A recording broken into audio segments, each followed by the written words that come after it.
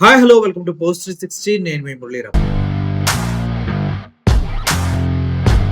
మీరు train journey చేసే వాళ్ళైతే ఈ ప్రాబ్లం ప్రతి ఒక్కరు ఫేస్ చేసే ఉంటారు. ఎందుకంటే రైల్లో ప్రయాణించేటప్పుడు అక్కడ ఉన్నటువంటి క్యాటరింగ్ అధికారులు వారు అన్ని మన దగ్గరకు అమ్మడానికి తీసుకొస్తూ ఉంటారు.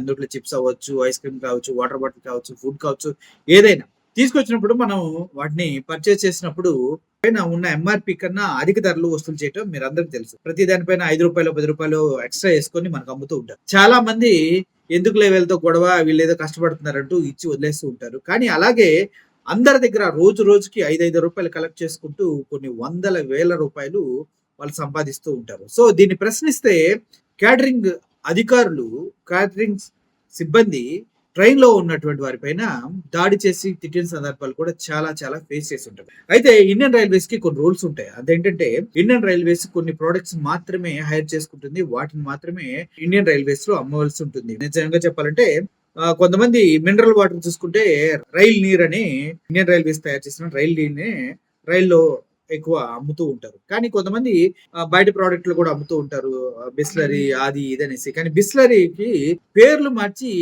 బిస్లరీ అని బిస్లరీ వేరే వేరే పేర్లతో పెట్టేసి నాసిరకం ప్రోడక్ట్లు కూడా ట్రైన్ లో అమ్ముతూ ఉంటారు. అదే విధంగా ఫుడ్ కూడా క్వాలిటీ లేని ఫుడ్ అమ్ముతూ ఉంటారు. ఇదన్నిటికీ చెక్కు పెడతానికి రైల్వే సేవకి పూర్తి అధికారం ఉన్నప్పటికీ కూడా లోకల్ గా ఉన్నటువంటి ఆర్పిఎఫ్ వాళ్ళు, అదే విధంగా మన టికెట్ టీటీలు వీళ్ళంతా కలిసి ఏం చేస్తారంటే మూకుమ్మడిగా ఒక దగ్గరికి చేరి ప్రైవేట్ గా అమ్మే వాళ్ళని ట్రైన్ లోకి అలౌ చేస్తారు. అంటే చెనక్కాయలు, పల్లీలు, సమోసాలు ఎంత ట్రైన్ లో అమ్మకూడదు అనమాట. కానీ అవి అమ్ముతూ ఉంటారు. ఇటువంటి వారు ఏం చేస్తారంటే ఎక్కువ ధరలకు అమ్ముతూ ఉంటారు. అయినా కూడా పబ్లిక్ ఇష్టంగా కొంటూ ఉంటారు. కానీ క్యాటరింగ్ లోపల ఏదైతే క్యాటరింగ్ ఉందో వాళ్ళు మాత్రం ఎంఆర్పీల పైన అమ్మాలి, అంతకు మించి అమ్మడానికి ఎటువంటి రూల్స్ లేవు. ఒకవేళ అమ్మితే కంప్లైంట్ చేయొచ్చు. దానికి టీటీఈ అదేవిధంగా కోచ్ లో ఉన్నటువంటి పోలీసులు సమాధానం చెప్తూ ఉంటారు. కానీ ఇప్పుడు జరిగిన సిచ్యువేషన్ ఏంటంటే ఇలా కంప్లైంట్ చేసేటట్టు ఒక పాసింజర్ పైన క్యాటరింగ్ సిబ్బంది అంతా వచ్చి దాడి చేస్తూ ఉన్నారు. ఎందుకు కంప్లైంట్ చేసావు, మా పైన దాడి చేసే అంత ధైర్యం నీకుందా అంటూ రైల్వేలో ఉన్నటువంటి క్యాటరింగ్ సిబ్బంది అంతా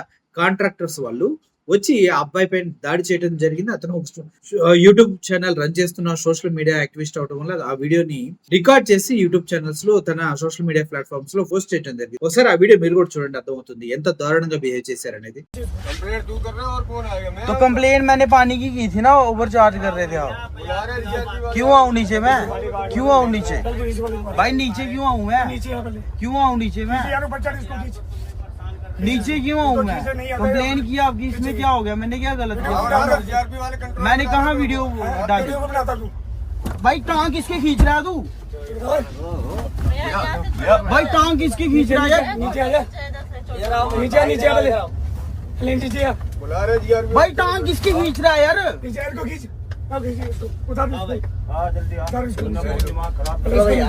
भाई मैंने कंप्लेन करी थी, मैंने सिर्फ कंप्लेन करी थी भाई। यार ये क्या ड्रामा कर रहे हैं सारे यार?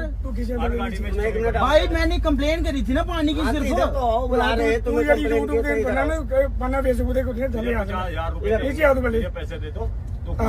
चल चल को ऊपर चलो भाई क्यों जाऊँ यार मैं बाहर? भाई क्यों जाऊँ यार बाहर? ये क्या कर रहे हो भाई? भाई तुम यार क्यों रहे हो यार मुझे? पीछे ना भाई मैंने किया क्या मुझे बताओ ना? मैंने सिर्फ कंप्लेन करी ना आपकी यार, मैंने सिर्फ आपकी कंप्लेन करी ना, मैंने सिर्फ आपकी कंप्लेन। ये क्या कर रहा है भाई तू? भाई मैंने सिर्फ कंप्लेन करी ना यार, आपकी क्या कर रहे हो यार आप? ये भाई कहाँ डाल? सो ये देखो खून वून लग गया यहाँ, क्या हालत बना दी थी, कपड़े वपड़े फाड़ दिए। देखो भाई देख लो, मैंने सिर्फ इनकी कंप्लेन करी थी। ये जो ओवर चार्ज कर रहे थे ट्रेन में, मैंने सिर्फ इनकी कंप्लेन करी थी। और देख लो भाई, अकेला बंदा देख के सारे आ गए। और ये है भाई हमारी इंडियन रेलवे सेफ, देख लो मतलब पूरा भाई अटैक कर दिया सभी ने मिलकर।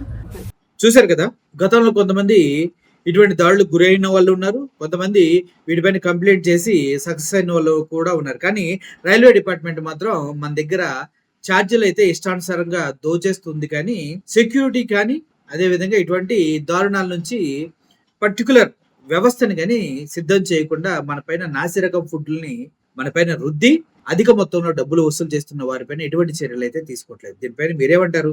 మీరు కూడా ఇటువంటి దారుణానికి బలైన వారై ఉంటే కింద కామెంట్ రూపంలో తెలియచేయండి. ప్రతి ఒక్కరు ఈ ప్రాబ్లమ్ ఫేస్ చేస్తుంటారు. కాబట్టి ఇండియన్ రైల్వేస్‌లో ఉన్నటువంటి దారుణ వ్యవస్థల్ని చాలా వరకు మార్చవలసిన అవసరం ఎంతైనా ఉంది. ప్రగల్భాలు పలికే మోడీ వందే భారత్ అంటూ స్పీడ్ రైల్స్‌ని ఇంట్రొడ్యూస్ చేయటమే కాదు, అన్ని రైల్వే డిపార్ట్మెంట్స్‌లో అన్ని సిస్టమ్స్‌లో కూడా ఒక రకమైనటువంటి నియమావళిని తీసుకురావాల్సిన అవసరం ఎంతైనా ఉందనేసి తెలియజేసుకుంటూ సెలవు తీసుకున్నాను. Thank you for watching this video. ఈ దాడిని పూర్తి స్థాయిలో మేము ఖండిస్తున్నాం. Murali signing off.